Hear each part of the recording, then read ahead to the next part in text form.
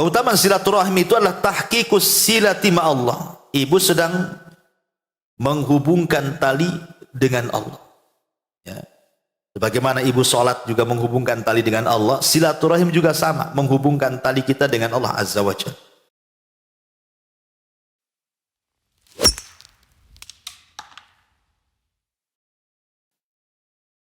Bismillahirrahmanirrahim. Assalamualaikum warahmatullahi wabarakatuh.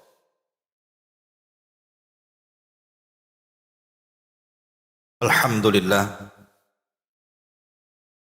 Wassalatu wassalamu ala Rasulillah wa ala alihi wa sahbihi wa mawalah wa la hawla wa la quwata illa billahi wa ba'd. Alhamdulillah, segala puja dan puji hanya milik Allah Subhanahu wa ta'ala. Salawat dan juga salam kita hadiahkan kepada Rasul kita Nabi besar Muhammad sallallahu alaihi wa ala alihi wasallam. Melanjutkan kajian kita masih membahas kitab 175 jalan menuju surga Allah Subhanahu wa taala. Dan kita masuk pada poin kelima. Di antara jalan menuju surga adalah menyambungkan tali silaturahim. Di sini muallif pengarang membawakan beberapa dalil dari Quran dan juga sunnah Nabi sallallahu alaihi wasallam tentang pentingnya silaturahim. Kita baca dulu baru kita jelaskan. Nabi sallallahu alaihi wasallam bersabda,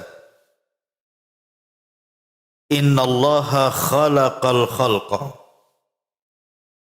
hatta idza faragha minhum qamatir rahim." Faqalat hadha maqamul a'idhi minal qati'ati. Qala na'am.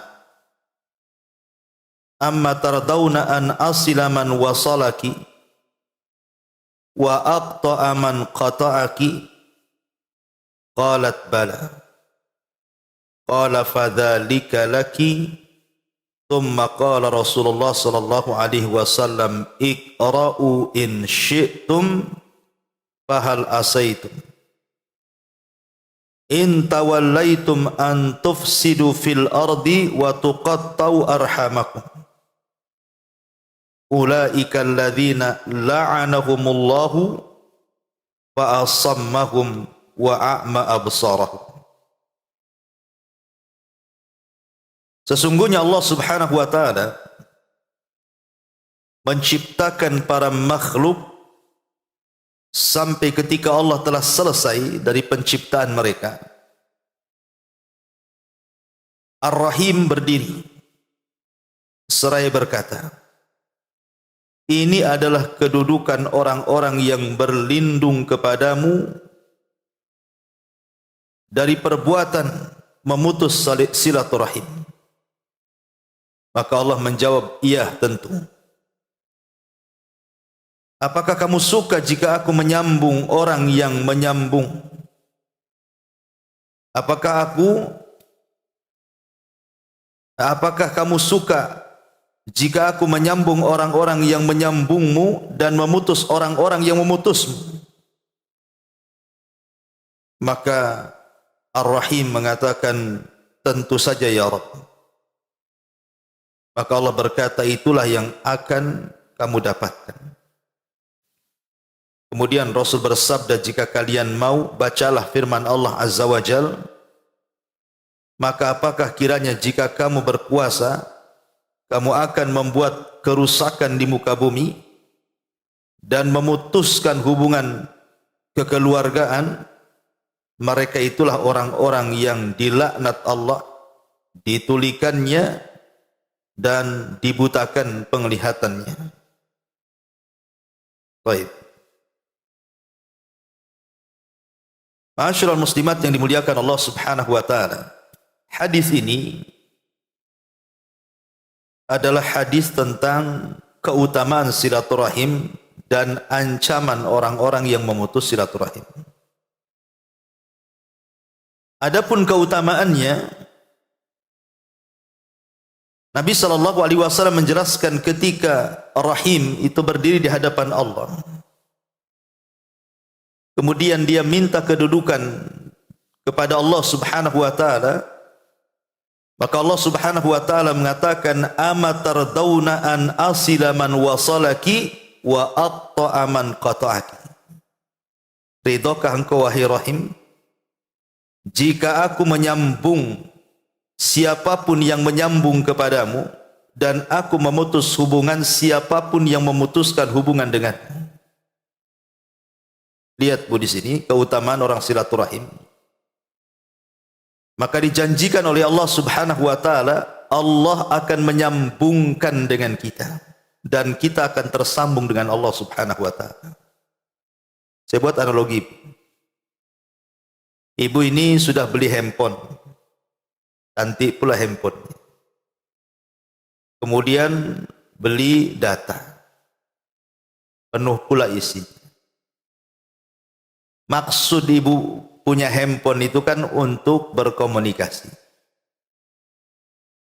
Tiba-tiba ketika suami ibu pergi dari rumah, entah bekerja, entah jalan kemana. Ini dari pagi suami sudah pergi. Kemudian ibu teleponlah siang-siang, tak diangkat. Kemudian sore tak diangkat. Sampai malam tak pulang, ditelepon tak diangkat juga.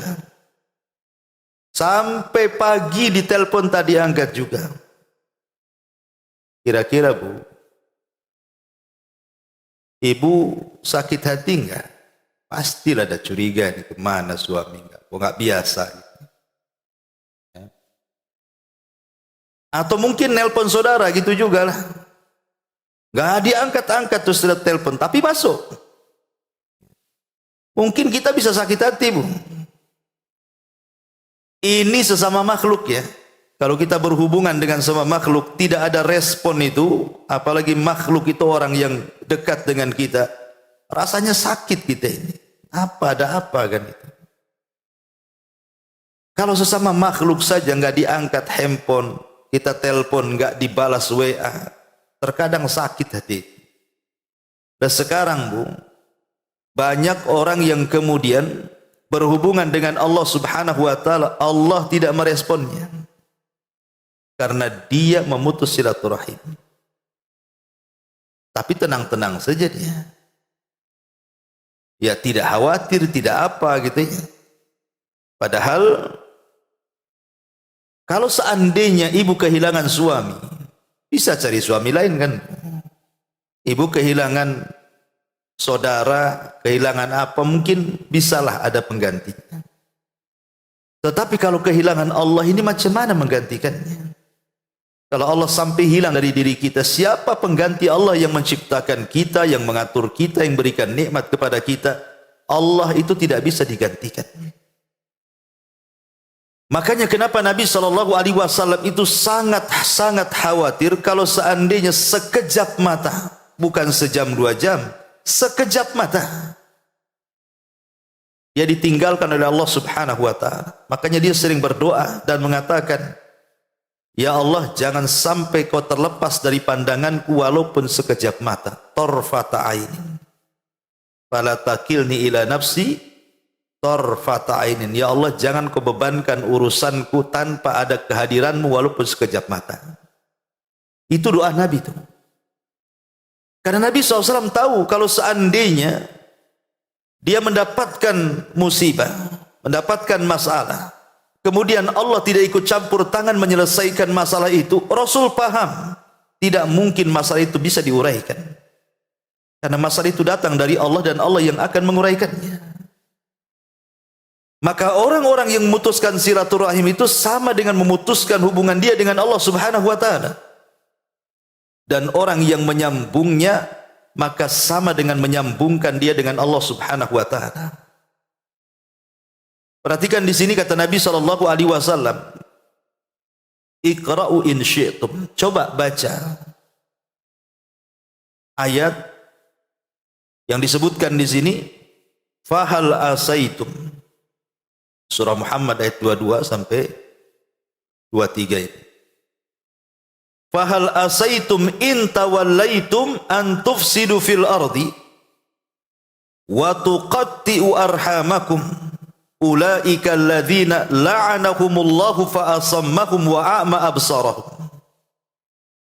Maka apakah kiranya jika kamu berkuasa, kamu akan membuat kerusakan di muka bumi dan memutuskan hubungan kekeluargaan. Subhanallah, Allah gandengkan, Allah sebut satu nafas. Dosa orang yang memutus silaturahim dengan orang yang merusak di bumi. Seperti apa orang merusak di bumi itu? Para perompak, ya, para perampok, para perompak, para teroris, ya kan? Itu orang-orang yang merusak. Lah orang yang mutusan silaturahim disebut satu nafas coba dengan orang yang melakukan kerusakan seperti itu. Seolah-olah ingin katakan ibu kalau memutus silaturahim itu sama dengan ibu merampok, sama dengan ibu menjadi teroris, sama dengan ibu menjadi perompak yang gak segan-segan membunuh orang tuh. Kita saja Bu, kalau lihat ada perampok masuk ke rumah orang sampai membunuh, sampai bukan hanya mengambil uang, mengambil harta, sampai dibunuh orangnya. Mungkin kita katakan sadis sekali orang itu. Tapi di hadapan kita, bahkan kita sendiri memutus silaturahim, ya tenang-tenang saja. Kenapa diperlakukan tidak sama? Padahal di sini Allah sebut satu nafas itu antara orang yang merusak bumi dengan orang yang memutus silaturahim. Karena azabnya sama. Lihat azabnya. Ulaikal ladzina la'anahumullah. Yang pertama, mereka orang-orang yang dilaknat Allah. Satu, mereka dilaknat. Kemudian yang kedua, fa'asammahum. Bukan hanya dilaknat, tetapi ditulikan telinganya, susah mendapatkan hidayah. Cukup dah sampai di sini? Tidak. Wa a'ma absarahum. Bukan ditulikan saja telinganya, dibutakan pula matanya. Tidak mampu melihat mana yang hak, mana yang batil. Ini kan ngeri ini, dilaknat, kemudian ditulikan dan dibutakan. Kalimat laknat itu Bu, itu bukan kalimat biasa. Laknat itu artinya manusia ini dijauhkan daripada rahmat dan didekatkan dengan azab. Itulah arti laknat. Jadi orang yang dilaknat itu artinya Allah Subhanahu wa taala menjauhkan orang ini dari kasih sayangnya dan mendekatkan orang ini dari azabnya. Jadi Allah Subhanahu wa taala mengancam, kalau engkau memutus silaturahim, maka kasih sayangku tidak akan sampai kepadamu dan engkau akan dekat dengan azabku. Kalau boleh saya contohkan begini, seandainya ibu ini berada dalam rumah, kemudian tiba-tiba muncul WA ke ibu. WA-nya ngancam-ngancam, awas saja, kau kalau keluar kubunuh kamu. Terus ditengok statusnya, ditengok di situ ada gambarnya, serang pula orangnya lagi bawa pisau. Kemudian habis WA, nelpon pula dia, tolong Bu keluar. Pas ibu tengok di jendela, nampak pula orangnya betul-betul bawa pisau yang ngancam itu. Pertanyaannya, ibu berani keluar? Nggak akan berani Bu. Kenapa? Jelas tuh, ini orangnya di depan nih. Jangan-jangan dia kalau saya keluar ditusuk pula, mati pula saya. Yang seperti ini saja Bu, kita takut mau keluar. Padahal yang ngancam orang tuh, yang ngancam kan orang. Lah hari-hari kita diancam oleh Allah Subhanahu wa taala dengan azab neraka. Kok nggak takut gitu maksudnya ya? Sama orang diancam mau dibunuh takut. Tapi Allah hari-hari ngancam kepada kita, kalau memutus silaturahim awas loh, azabku ku dekatkan, kasih sayangku ku jauhkan. Tenang-tenang saja. Aneh, harusnya orang itu lebih takut kepada azab Allah dibandingkan kepada ancaman manusia. Nah di sini bagaimana Allah Subhanahu wa taala ingin katakan, lihat orang-orang yang mutus silaturahim itu, ulaikal ladzina la'anahumullah. Allah laknat mereka. Maknanya Allah jauhkan mereka dari rahmat dan didekatkan dengan azab. Wa asammahum wa a'ma absarahum. Selain daripada itu dibuat tuli dan dibuat buta lagi. Ini kan ngeri ancamannya. Bahkan lebih tegas lagi ancamannya. Kata Nabi SAW di sini, la yadkhulul jannata qati'ur rahim. Tidak akan masuk surga orang-orang yang memutus silaturahim. Maksudnya tidak akan masuk surga itu bersama orang-orang yang awal masuk surga. Berarti dia masuk surganya belakangan, masuk surga tapi belakangan.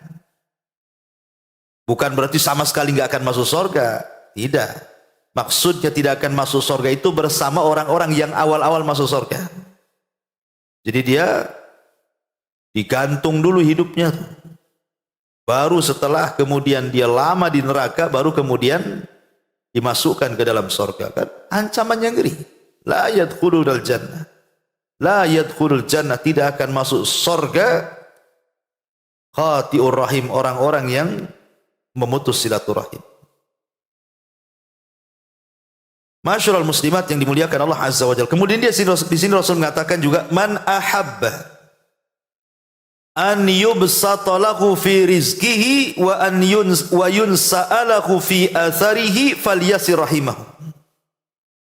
Barang siapa yang suka diberikan keleluasaan dalam rizkinya atau dipanjangkan usianya, maka hendaklah dia menyambung tali silaturahim. Artinya kalau ibu suka menyambung silaturahim, maka rizkinya akan dibuka dan usia ibu akan ditambah. Mafhum mukhalafahnya, pemahaman kebalikannya, berarti kalau ibu tidak bersilaturahim, disempitkan rizkinya, dipendekkan pula umurnya. Ini kan ancamannya, rizkinya akan diseret, kemudian umurnya akan dipendekkan. Masyarul muslimat yang dimuliakan Allah Azza wa Jalla, di masyarakat ini kadang-kadang sangat disayangkan. Ini nasihat juga untuk ibu-ibu ya. Banyak orang itu yang mengajarkan kepada keluarga itu untuk memutus silaturahim. Contohnya umpamanya terjadi kepada orang-orang yang sudah pisah bercerai. Mungkin istrinya nggak suka dengan suaminya, akhirnya cerai. Punya anak, entah 2 entah 3 gitu. Kadang-kadang saking tidak sukanya ibu pada suami itu anak ibu dihalang-halangi kan bu, jangan hubungan dengan bapakmu. Nggak dikasih tahu di mana bapaknya. Walaupun dia tahu nomor teleponnya, nggak dikasih tahu. Kalau bisa jangan kenal lah siapa bapaknya. Kalau bisa bapaknya tuh gaib gitu ya. Abu Goib, tahu siapa pokoknya.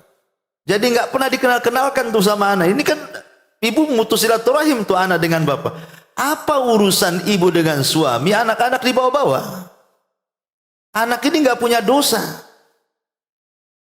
Dan sampai kiamat pun itu tetap bapaknya.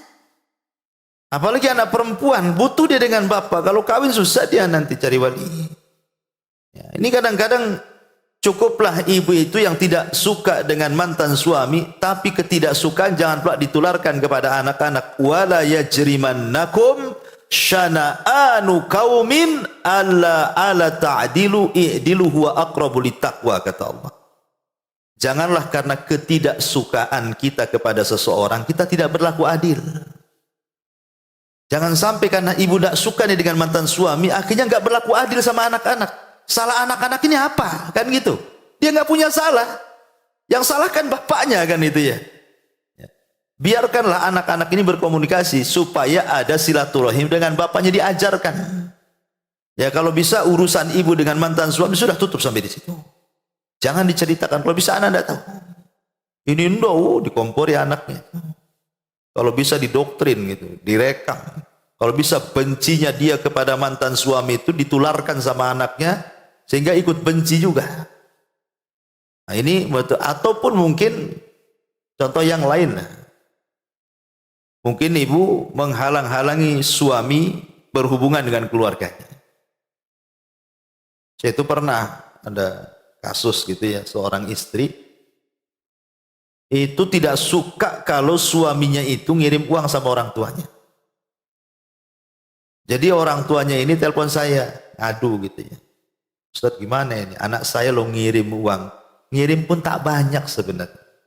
Saya pun sudah nggak mau dikirim sebenarnya. Cuman karena anak saya itu pengen berbuat baik sama saya, kadang-kadang dia kirim tas sebulan itu 50.000. Dia bilang, tapi kalau ketahuan sama istrinya, itu kayak perang Irak Amerika.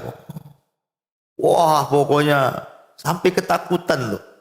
Anak laki-laki saya itu sampai ketakutan, sampai kalau dia kirim sembunyi-sembunyi gitu. Nah, ini kan nggak bagus, Bu. Justru yang seperti ini itu menyeretkan rizki sebenarnya. Kan di sini jelas, man ahabba an yubsata lahu fi rizki. Siapa yang ingin diluaskan rizkinya? Perasaan istri itu mungkin pikir dia dengan menghalang-halangi suami jangan ngirim ke orang tua itu, nanti uangnya habis. Bagian dia nggak ada gitu, pikir dia kan. Itulah kalau logika tuh, Bu. Ikut logika sekuler. Itu istri sekuler yang kayak gitu tuh. Dia pikir kalau sedekah 1.000, 2.000, 10.000, 50.000 hilang dari dompet, segitu juga yang diambil. Bukan orang sekuler gitu, Bu. Kalau kita sedekah 1 juta ya hilang 1 juta. Dia tidak paham paradigma Quran itu. Kalau kita infak 1 juta kali 700, itulah yang akan balik ke kita, kan itu kan paradigma Quran tuh. Ya. Harusnya kan itu yang ditanamkan. Ibu doronglah sama suami, udah kirim aja sama orang tua supaya suami dimudahkan rizkinya itu. Itu yang tidak dipahami di sini. Makanya di sini Allah mengatakan man ahabba an yubsata lahu fi rizki. Tidak sampai di sini wa yunsa'alahu fi athir. Dipanjangkan umurnya. Ibu kan pengen suami itu panjang umurnya. Biar masih ada tetap yang ngasih nafkah, ini begitu seterusnya. Ini malah dihalang-halangi, cepat matilah. Suami kalau gitu. Karena apa? Memutus silaturahim itu pendek umurnya. Kata Nabi di sini. Itu sama aja, Bang, cepat mati, Bang, gitu. Cuman nggak ngomong saja. Yang ngomongnya jangan kirim. Ini kan ngeri ya ancamannya. Wa yunsa'alahu fi atharihi falyasir rahimah. Maka sambungkanlah silaturahim. Kemudian juga di sini makna dipanjangkan umur adalah ditunda ajal dan umurnya. Kemudian dari Anas ibn Malik radhiyallahu anhu secara mauquf, artinya sampai kepada beliau, tidak sampai kepada Nabi. Ini ucapan Anas, bukan ucapan Nabi kalau disebut mauquf itu. Babani yu'ajjilani fid dunya al-baghyu wa qati'atur rahim. Kata Anas bin Malik, ada 2 pintu yang disegerakan azabnya di dunia. Pertama, kezaliman. Dan yang kedua, memutus silaturahim. Itu azabnya cash di dunia. Belum lagi di akhirat, tuh di dunia sudah diazab. Orang yang memutus silaturahim itu. Masalahnya, ada orang yang berpikir begini. Kalau saya tanya sama ibu, Bu, sering hubungi saudara ibu? Ah, buat apa Ustaz? Dia aja nggak pernah hubungi saya. Kan ada tuh jawaban ibu tuh gitu tuh. Sering hubungan dengan saudaranya. SMS pun tidak dia. Wah, apa saya SMS kepada dia? Dia aja tidak pernah SMS. Berarti ucapan ini tidak paham makna silaturahim. Kata Nabi SAW, laisal wasil bil mukafi. Orang yang menghubungkan silaturahim itu bukan sistem barter. Bukan kalau kau telepon, kau telepon. Kau WA, WA. Kau SMS, kau SMS. Kau datang bawa rantang, kau datang bawa ember. Bukan begitu. Ya. Silaturahim itu bukan sistem barter. Bukan nunggu dia menghubungi, baru kita menghubungi. Itu bukan silaturahim. Silaturahim itu kata Rasul, walakin alwasil idza qata'aka wasalahu. Kalau dia memutuskan tali hubungan silaturahim dengan kamu, maka kamulah yang menghubungkan dengan dia. Itu maksudnya. Mama ini saudara tidak ada satupun yang hubungi ibu. Ah, langsung ibu isi pulsa banyak-banyak, cari nomor teleponnya. Mana nomor telepon si Anu, si ini, si itu. Ah, ibu yang nyari-nyari nomor telepon, sudah ketemu. Ibu yang pertama kali menghubungkan, karena sudah lama nggak ketemu. Sudah lama tak terhubung. berarti yang silaturahmi itu ibulah yang silaturahim dengan dia. Adapun dia yang jawab, bukan silaturahim dia. Karena silaturahim itu yang menghubungkan, bukan yang memutuskan. Ya. Jadi disebut silaturahim itu kalau ibu yang memulai duluan. Dialah yang disebut silaturahim, bukan orang yang menjawab. Itulah makna silaturahim itu. Menghubungkan, bukan memutuskan. Ma'asyiral muslimat yang dimuliakan Allah Azza wa Jalla, karena gitu Bu, kadang-kadang ibu ada masalah dengan keluarga. Sekarang kan sudah dunianya dunia handphone kan. Kadang di antara kita ini karena tidak suka dengan keluarga, akhirnya apa? Pertama tidak ada respon, malas jawab. Yang terakhir mulai bosan. Yang terakhir sewot, diblokir lah nomornya Bu. Makanya di sini kan ayatnya apa kata Allah? Fahal asaitum in tawallaitum. Apakah kalau engkau sudah sukses, sudah berkuasa, sudah banyak duit, ya. Waktu ibu masih di kampung sama saudara itu makanan pun sama-sama dimakan. Ya, bahasanya orang Jawa itu ya susah senang sing penting ngumpul katanya. Istilahnya kalau orang itu ya. Tapi sekali hijrah ke Batam kaya pula di sini. Saudara masih miskin di kampung tuh. Kadang-kadang mungkin pinjam uang. Oh, saking senangnya karena ibu sudah sukses masih lagi dikasih ya. Besoknya pinjam lagi, lama-lama ibu urat naik dikasih. Pinjam bayar tidak, pinjam terus gitu ya. Lama-lama saking sewotnya Bu diblokir namanya. Nah, ini kan ada tuh ya kayak gitu. Saya kira nggak ada di sini. Mungkin di pojok sana gitu ya. Tapi ya ada orang yang kayak gitu tuh.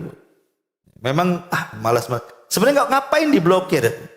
Gak usah diblokir lah. Kalau memang nggak bisa bantu ngomong langsung kan apa susahnya Bu ya.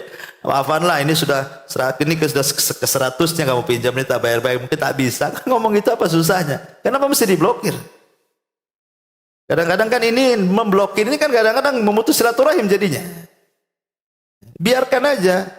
Gak usah di ini. Mungkin takutnya ada habar-habar yang mungkin bukan berkaitan dengan itu, entah kematian, entah apa, kita tidak tahu kan itu ya. Jadi karena terputus handphonenya, tidak tahu cara menghubunginya. Nah ini ada yang kemudian jenis memutus silaturahim itu seperti itu. Awalnya baik, akhirnya menjadi tidak baik. Tapi kalau urusan belanja Bu, isinya pulsa banyak-banyak kan sama ibu kan. Apalagi urusan Shopee, itu isinya panjang-panjang tuh karena mau belanja ya. Kalau saudara itu nak malas pulsa tuh. Bisa sama Shopee silaturahim sama keluarga tidak gitu. Nah, ini kan masalah. Kan karena gini Bu. Kalau saya boleh analogikan begini Bu. Kalau di antara ibu itu ada yang sudah ya kayak ginilah pakaiannya syar'i. Bagus kan, mantap gitu ya. Tetapi di satu sisi mungkin tanpa orang lihat dari pakaian ibu yang syar'i itu yang sampai ke cadar, mungkin ibu itu kalau pulang masih mabok di rumah, ya, masih melakukan maksiat di rumah gitu. Tapi kalau ketemu kawannya, ya pakaiannya syar'i. Kira-kira kalau orang tahu nih Bu, cadaran, tapi kalau pulang masih mabok, masih judi gitu kan. Kira-kira nih pandangan orang kalau ketahuan, mungkin ibu dikatakan, oh itu bejat orang itu. Itu pakaiannya aja pakai cadar itu. Tingkah lakunya kurang lebih dengan jahiliyah. Kalau orang tahu kan seperti itu. Sekarang nih, apa bedanya kalau seandainya ada orang sudah cadaran, tapi tidak akur dengan orang tuanya. Tidak akur dengan saudaranya. Tidak akur dengan kerabatnya. Apa bedanya? Padahal dosa memutus silaturahim itu lebih besar dibandingkan dosa minum khamr. Lebih besar dibandingkan dosa berjudi. Lebih besar dibandingkan dosa berzina. Memutus silaturahim itu lebih besar daripada itu. Kenapa lebih besar Bu? Karena ini hubungan dengan orang lain. Kalau mabuk itu hubungan kita dengan botol aja. Nggak ada yang dirugikan kan? Yang dirugikan dia sendiri. Tapi silaturahim ini ada dengan orang lain masalahnya. Tapi tidak ada orang ya mengatakan bejat gitu ya. Orang yang memutus silaturahim, yang penting nampaklah pakaiannya syar'i, mungkin dianggap orang baik. Coba dia suruh mabok di depan orang lain, mungkin orang dihujat habis-habisan tuh. Lah ini kadang-kadang tidak bisa dibedakan mana yang lebih besar dosanya, mana yang lebih kecil dosanya. Ma'asyiral muslimat yang dimuliakan Allah Azza wa Jalla. Baik, saya akan ringkas beberapa faedah silaturahim dan bahayanya. Karena kalau kita jelaskan satu persatu tentu lama. Pertama saya jelaskan tentang ukubahnya dulu. Balasan orang yang memutus silaturahim. Yang pertama, istihqaqu la'natillahi azza wa jalla. Dia berhak mendapatkan laknat Allah wa ghadabihi dan kemurkaan Allah azza wa jalla. Orang yang memutus silaturahim berhak mendapatkan laknat dan murkanya Allah berdasarkan ayat yang tadi kita baca. Yang kedua, ta'jilul uqubati lahu fid dunya qabla al-akhirah. Maka dia akan disegerakan hukumannya di dunia sebelum akhirat. Di akhirat sudah jelas nunggu dia. Di dunia sudah disegerakan. Karena Rasul yang mengatakan tadi. Dengan caranya apa? Boleh jadi Allah Subhanahu wa taala menghukum orang yang mutus silaturahim itu dengan cara mungkin berbanyak masalah dalam hidupnya, kesehatannya bermasalah, anak-anaknya durhaka dengan orang tuanya, ya, hatinya tidak akan pernah tenang, macam-macam lah ujian ataupun adab dari Allah di dunia. Kemudian yang ketiga, al-ittisaf bi sifati ahli al-fisqi wa dharar. Orang yang mutus silaturahim itu tersifati dengan sifat orang-orang fasik. Itu orang fasik, orang yang mutus silaturahim. Kemudian yang keempat, al-hirman min dukhulil jannah. Haram hukumnya masuk surga. Sebagaimana hadis yang tadi kita baca. Kemudian yang nomor 6, adamu qabulillahi azza wa jal amal al-fardi. Innallaha la yarfa lahu amalu. Amalan pribadi dia tidak akan diterima dan tidak akan diangkat. Karena begini Bu, dalam seminggu itu ada 2 hari di mana amalan kita akan diangkat ke langit. Pertama hari Senin, kedua hari Kamis. 2 hari ini adalah hari di mana amalan kita diangkat. Setiap pekannya itu diangkat. Hari Kamis diangkat, nanti hari Senin diangkat lagi. Kata Nabi SAW, ada 2 manusia yang amalnya tidak akan diangkat ke langit. Walaupun dia sholatnya hebat, walaupun dia baca Qur'annya banyak, walaupun dia puasanya mantap, walaupun dia zikirnya nggak berhenti lisannya, tapi amalnya nggak akan diangkat. Khusus 2 orang ini, hari Senin dan Kamis. Pertama, orang musyrik, orang yang melakukan kesyirikan kepada Allah, datang ke dukun, percaya tangkal, ya, pakai jimat dan begitu seterusnya. Dan yang kedua, syahna. Syahna itu orang yang dalam hatinya Bu ada kedengkian. Orang yang putus silaturahim itu kan ada kedengkian dalam hatinya, makanya dia putus silaturahim. Kalau tidak ada kedengkian nggak mungkin. Kecuali ada satu gambaran, kalau seandainya ibu ini punya saudara, ibu berbuat baik, dia berbuat jahat. Ibu mau menghubungkan silaturahim kepada dia, dia pula memutuskannya. Pokoknya setiap kita bermuamalah hendak berbuat baik, dia pula buat jahat sama saya. Seperti itu. Nah, kalau yang seperti ini Bu, akhirnya malas ibu menghubungi kan? Nah, ini tidak ada masalah, sebagai bentuk pelajaran saja. Kalau memang saudaranya punya saudara seperti itu, tapi kan ibu ada usaha tuh, mau menghubungkan, dia yang memutus. Ya, mau berbuat baik, dia pula berbuat jahat. Akhirnya ya sudah, ibu juga jaga perasaan, dah mau hubunganlah dengan dia, hanya sekedar memberikan pelajaran. Nah, itu bukan putus silaturahim kalau begini, karena mau ngasih pelajaran. Ya. Tapi kalau memang memutus silaturahim itu memang betul-betul karena sebuah pertengkaran, akhirnya kemudian tidak mau sapa-sapaan. Maka ini bahaya-bahayanya, karena setiap pekan itu 2 hari diangkat amalannya ke langit. Lah orang yang dalam hatinya ada kedengkian, salah satunya mutus silaturahim, tidak akan diangkat amalannya ke langit. Ini yang nomor 6. Yang nomor 7, iglaq abwabis sama, tertutup pintu langit. Ya, karena kalau ketika tidak diangkat, kenapa alasannya? Karena tertutup pintu langit. Jadi khusus bagi orang pemutus silaturahim, setiap Senin dan Kamis tertutup pintu langit pada dia, tidak diangkat amalnya. Ini diantara ukubah balasan kepada orang yang mutus silaturahim. Adapun keutamaannya, keutamaan silaturahim itu adalah tahqiqus silati ma Allah. Ibu sedang menghubungkan tali dengan Allah. Ya. Sebagaimana ibu sholat juga menghubungkan tali dengan Allah, silaturahim juga sama, menghubungkan tali kita dengan Allah Azza wa Jalla. Dan kalau sudah terhubung tali kita dengan Allah, artinya Allah tidak mungkin melepaskan kita. Dan kalau Allah tidak mungkin melepaskan kita, berarti setiap hajat kita pasti akan dikabulkan. Ini yang pertama. Yang kedua, tahqiq mahabbatillahi azza wa jal wa mahabbatin nas. Orang yang suka silaturahim sama dengan mewujudkan kecintaan Allah kepada kita. Bukan hanya itu, kecintaan manusia kepada kita. Makanya Allah itu kalau sudah cinta dengan hambanya, pasti yang dipanggil pertama kali malaikat Jibril. Dan mengatakan, wahai Jibril, aku cinta dengan si fulan, kau juga harus cinta dengan si fulan. Maka Jibril mengatakan kepada seluruh malaikatnya, hei malaikat-malaikat Allah dimanapun kau berada, cintai orang yang Allah cintai. Maka semua malaikat cinta kepada orang yang Allah cintai. Ketika semua malaikat cinta, Allah tanamkan kecintaan kepada hamba-hambanya. Inilah luar biasa kan itu ya, orang yang menghubungkan silaturahim itu. Kemudian yang ketiga, bastun fir rizki wa ziyadatul barakati fil umri wa ta'miril baiti. Diluaskan rizkinya, dibanyakin berkahnya, baik dalam umurnya atau dalam keluarganya. Luar biasa. Ya. Ibu saja kalau bisa jangan cepat mati kan itu.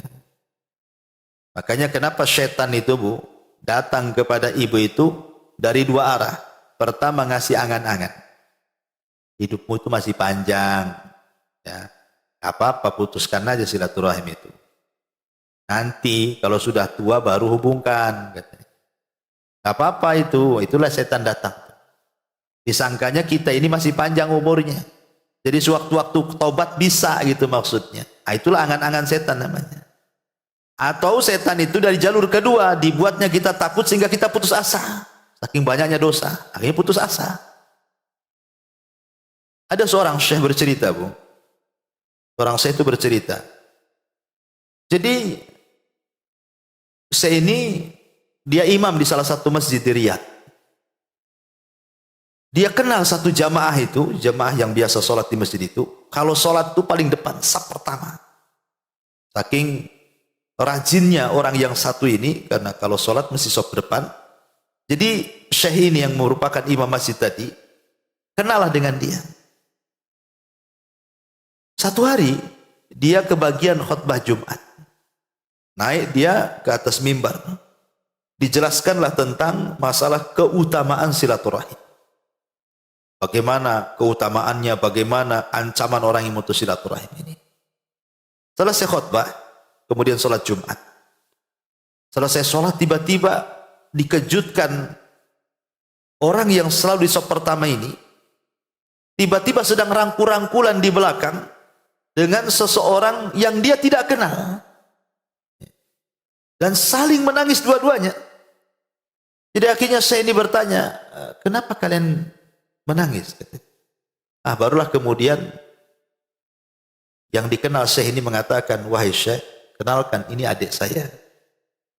Sebenarnya adik saya ini sering juga ke masjid sini, tapi tidak serajin saya. Makanya mungkin Pak Imam tidak kenal dia. Dia sering ke sini. Tetapi kami satu masjid, tidak pernah negor. Baru setelah kami sama-sama mendengar Anda berceramah, wahai Syekh, tentang keutamaan silaturahim, bahaya mutus silaturahim, maka hati saya ini tergerak. Kok saya bisa mutus silaturahim? Padahal saudara kita ada di sini. Maksudnya sama-sama satu masjid. Nah, cuman karena tidak mau sapa-sapa, yang satu sholat di sana, yang satu sholat di sana. Gitu.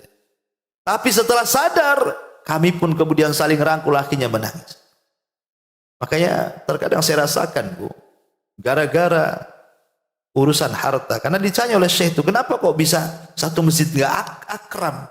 Rupanya kata orang begini, ini semua gara-gara waris. Kami ini rebutan waris, gitu. satu masjid, tapi kemudian tidak akur. Memang betul Bu, gara-gara urusan waris ini bahasanya mungkin kalau saya boleh lebih keras itu harta tidak kenal saudara gitu ya. Kalau sudah urusan harta, ya bukan waris saja lah, semua. Kalau sudah soal harta itu pasti nggak kenal siapa-siapa. Masalah harta itu, mau saudara, mau apalagi orang lain gitu ya, nggak kenal. Wajar kalau Abdullah ibn Umar radhiyallahu anhuma, beliau mengatakan dulu di masa Nabi SAW, kata Abdullah bin Umar itu, kami lebih mementingkan orang tua kami dan saudara-saudara kami dibandingkan dinar dan dirham. Tapi sekarang, kata Ibnu Umar, kehidupan sudah berbalik. Kami lebih mendahulukan dinar dan dirham dibandingkan orang tua dan saudara. Harusnya ucapan Ibnu Umar ini di masa sahabat ya, Ibnu Umar kan sahabat gitu. Harusnya ucapan ini layak hari ini tuh. Bukan diucapkan di zaman Ibnu Umar harusnya, tapi ucapan itu ada pada hari ini. Bahwa di hari ini itu dinar dan dirham itu lebih utama dibandingkan orang tua dan kerabat, gitu maksudnya. Di zaman Ibnu Umar aja begitu, apalagi di zaman sekarang kan kondisinya lebih rusak lagi. Kalau sudah urusan dinar, dirham, rupiah, perak, dolar itu Bu, itu nomor satu dibandingkan orang tua dan kerabat. Betapa banyak anak-anak ini, dia bisa loh mentraktir kawannya, habisin juta-juta ya kan, tapi dia tidak bisa mentraktir orang tuanya. Nah ini salah satu gambaran bagaimana kemudian di antara keutamaan silaturahim yang disebutkan di sini itu, karena seseorang tahqiq mahabbatillah, ditanamkan kecintaan kepada Allah Azza wa Jal, dan ditanamkan kecintaan manusia kepadanya, kemudian dibentangkan rizkinya dan juga berkah umur dan juga kehidupannya. Termasuk juga dukhulul jannati ma'a awwalid dakhilin. Orang yang menyambungkan silaturahim akan lebih cepat masuk surganya dibandingkan orang lain. Tapi orang yang memutus silaturahim dibelakangkan, dia masuk surganya harus masuk neraka dulu dibandingkan orang lain. Kemudian juga kathratun ni'am wa daf'un niqam anil insan. Orang yang suka menyambungkan silaturahim akan banyak nikmat yang dia akan peroleh dan banyak bala dan bencana yang akan terhalang. Kemudian juga binaul mujtama'at. Dengan silaturahim terbentuklah masyarakat yang saling mencintai sehingga tumbuh persatuan akhirnya. Masyaallah muslimat yang dimuliakan Allah Azza wa Jalla. Ini diantara keutamaannya ya secara ringkas. Tapi kita masuk kepada faedah silaturahim. Yang pertama, ghufranudz dzunub, dosa kita akan diampuni. Orang yang suka silaturahim, dosa kita akan diampuni. Ada seorang laki-laki di zaman Rasul. Laki-laki ini banyak kali dosanya, Bu. Banyak kali dosanya. Sehingga dia datang kepada Nabi SAW mengatakan, Rasul, asabtu dzamban adziman, aku sudah banyak melakukan dosa besar nih. Macam mana wahai Rasul? Maka Nabi SAW, apakah kamu punya ibu? Punya ibu kamu? Dia mengatakan, tidak wahai Rasul, ibuku sudah meninggal. Kemudian Rasul mengatakan, kamu punya bibi? Dia mengatakan, iya. Maka Rasul mengatakan, fabirroha, kalau begitu berbuat baiklah sama bibi. Orang ini mengadu kepada Rasul, saya ini banyak dosa. Ya. Kira-kira tobatnya seperti apa? Jawaban Nabi malah nanya, kamu punya ibu? Gak punya. Kamu punya bibi? Punya. Kalau gitu berbuat baik sama bibi. Kan gak nyambung antara soalan dengan jawaban ini. Ya. Maksud Nabi SAW Rasul itu ingin katakan seperti ini, bahwa dengan menyambungkan silaturahim kita dengan bibi kita dan kita berbuat baik kepada bibi kita itu, bisa jadi itu bisa menghapuskan dosa besar yang kau bawa tuh. Karena Allah Subhanahu wa taala mengatakan, innal hasanat yudhibna sayyiat, karena keburukan itu bisa dihapuskan dengan kebaikan. Boleh jadi pahala silaturahim bisa menghapuskan dosa yang kau bawa tuh. Karena dalam riwayat Ibnu Abbas itu, Ada seorang laki-laki datang kepada Ibnu Abbas, anak muda. Dia mengatakan, Ibnu Abbas, aku ini suka dengan seorang wanita. Saking sukanya kulamar dia. Ditolak pula lamaran. Sakit nggak tuh? Sakit lah. Yang lebih sakit lagi, datang pula pemuda lain, melamar dia, diterima pula. Kok aku ditolak, dia diterima? Makin sakit lah, Bu. Akhirnya biar sudah aku tak dapat, orang lain pula dapat, ku bunuh wanita itu. Biar sama-sama tak dapat. Kemudian aku menyesal setelah membunuh wanita, wahai Ibnu Abbas. Kira-kira dosaku apa? Cara tobatnya ini, aku sudah membunuh orang. Maka Ibnu Abbas radhiyallahu anhu mengatakan, kamu punya ibu? Iya, punya ibu. Kalau gitu pulang, berbuat baiklah sama ibu.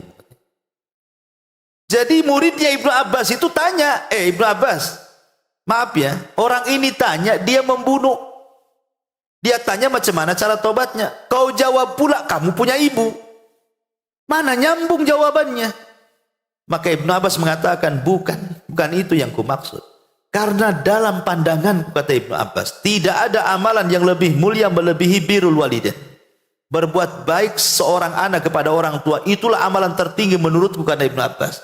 Boleh jadi dengan dia terus berbuat baik kepada orang tuanya, bisa mengalahkan dosa pembunuhannya. Itu cara tobatnya, gitu maksudnya. Makanya di sini, di antara faedah silaturahim adalah ghufran adz-dzunub. Bisa membatalkan atau menggugurkan dosa. Ya, karena kita berbuat baik dengan orang tua kan silaturahim. Berbuat baik dengan bibi kerabat silaturahim. Ya, makanya faedah yang pertama ghufran dzunub. Yang kedua tahsilul barakati. Tahsil al barakati. Ibu akan banyak mendapatkan berkah. Akan banyak mendapatkan berkah. Berkah itu artinya ziyadatul khair. Kebaikan yang melimpah dan tidak akan pernah hilang. Minimalnya ibu kalau usaha.